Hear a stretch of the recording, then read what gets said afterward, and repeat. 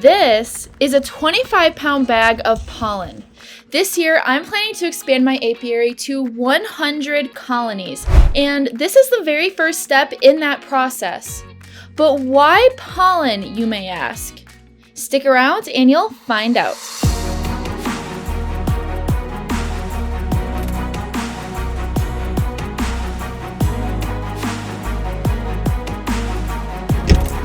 Hey guys, welcome back. I just got back from Napoleon Bee Supply and I got a really big bag of pollen. Please excuse how dirty my car is. I probably should not have showed you that. I also got some pollen patties, but we're gonna save those for tomorrow.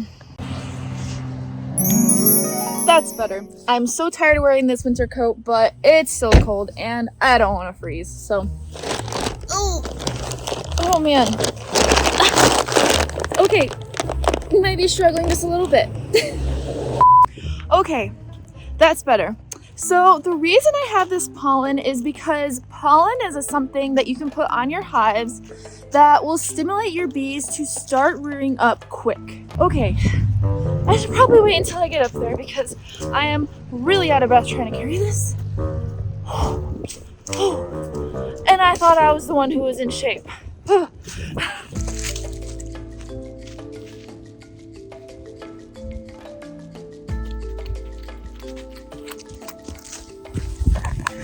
So, the reason why it's beneficial to have your bees build up quicker in the springtime, at least for here in Michigan, is because we don't have a really big long flow like some of the southern states do up here. So, okay, hold on, I can breathe. So it is beneficial to get your hive built up as quickly as possible so it can really hit that flow. Well, it's not necessary though, because this is the first year that I am putting pollen on my bees, but it is very helpful, especially if you're wanting to do all the splits like I'm wanting to do.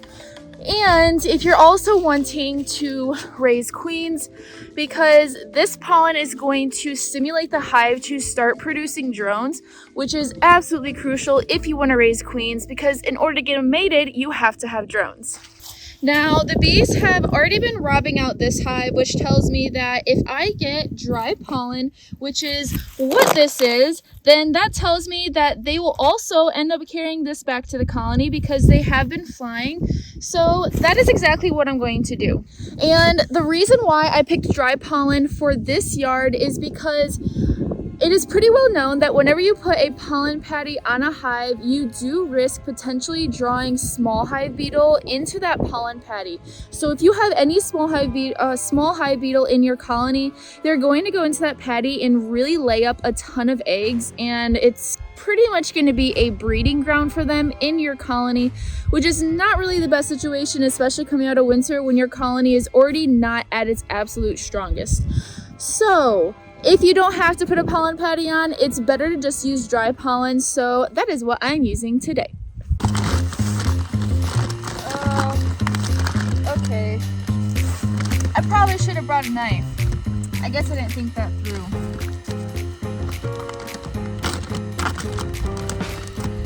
That's not gonna work. Here we go.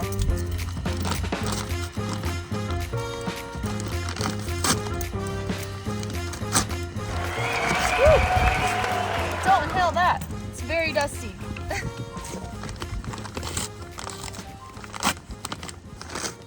Okay. If you've never seen pollen before, this is what it looks like. Pollen is a source of protein for the bees, and this is what helps them to be able to really get strong, and this is actually what they feed to the brood. So that's the reason why it stimulates the brood, the bees to really raise a bigger brood nest for the springtime, is because they need the pollen to feed the baby bees. And on top of that, when they have this source of pollen coming in, that tells them that, okay, there's going to be a really big nectar source. The main flow is coming. So it's kind of like dangling that carrot like, hey guys, it's almost here. So they start building up really fast to prepare for that. Now, right now we're sitting at the last week of March. Usually ballpark our dandelions, that is our very first flow that we have in the springtime. And generally they usually bloom sometime in April, whether that be mid-April or late April. It's dependent upon the year. So I'm doing this a little bit late. I would have liked to do this a little bit sooner so I could have gotten 2 full brood cycles out of them, but doing it right now gives me a little bit of wiggle room in case the dandelions get pushed back a little bit longer. So that's going to give them at least 1.5 brood cycles, hopefully, until the dandelion starts blooming. Also, our main flow really hits here in May, so even if they do not get as built up as I would like them to be by the dandelions, they're really going to be ready for that main flow when it hits in May time. And that's exactly what I want, and that's exactly what you want to go for. And the reason why I'm basing this off of the dandelions is because you don't want to feed your bees pollen too early, because then they're going to have to consume a ton of resources. So you need to have a really good nectar source coming in soon so that they don't end up collapsing because they starve or anything like that. Because what's going to happen is when they start making all of these extra baby bees, those are extra mouths that need to be fed sugar or nectar. So there's going to have to be a lot to go around so that they can feed them, because they're not only going to double in size, they're going to triple their whole entire colony in its size. So you need to have, like I keep saying, a good source coming in. If you do it too soon, then you're gonna have to be feeding them with a lot of sugar and just hoping that they don't end up dying because of starvation. So that's why I try to base it off the dandelions. So yeah. Okay, I guess this is gonna work.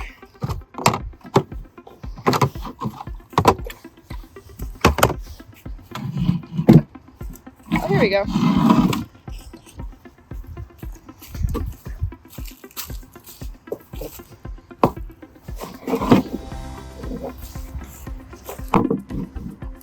So like I said, they've already been robbing this hive out, so I'm going to put this right here. Since they've already been robbing here, they're going to also see that there's pollen in this box and say, hey, guys, there's more food over here. So hopefully this will cross their path a little better. Let's clean this out just a little bit.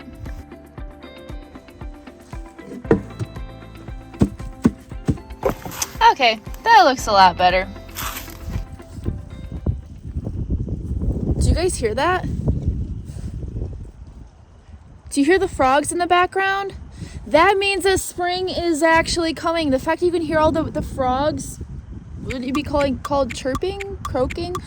All the frogs are croaking. Spring is almost here.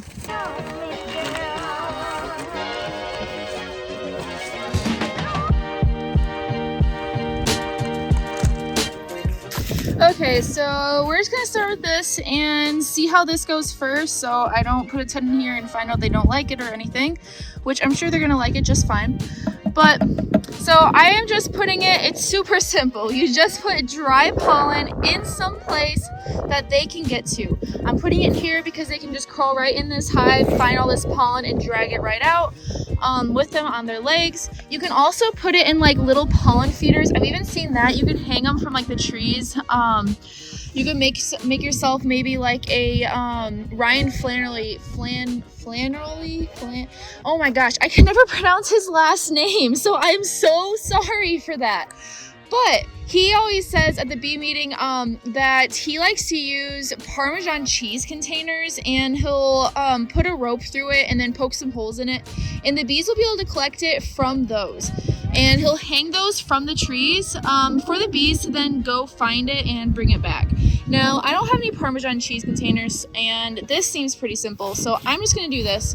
And we're going to see how this goes, and yeah.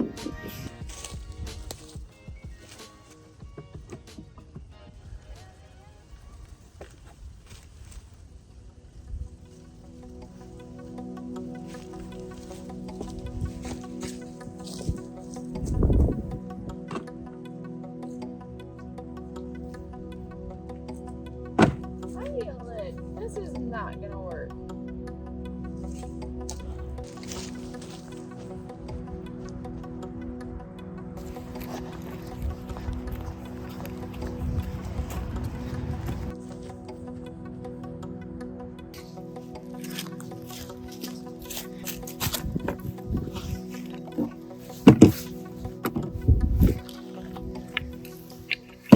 The reason why this is not working, because you see these little holes right here?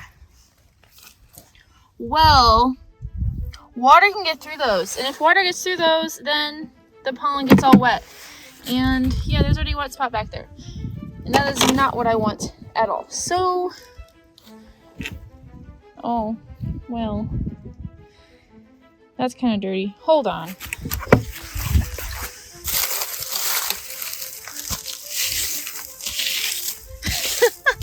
Please, no judgment. I don't have anything to wipe this off with me, so these leaves are going to have to work. Sometimes you have to just figure it out.